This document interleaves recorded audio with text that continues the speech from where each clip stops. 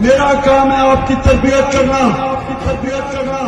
میں آپ کا باپ کی طرح ہوں اور میں جس طرح اپنے بیٹوں کو سمجھاتا ہوں کہ آپ کے سامنے دو راستے ہیں.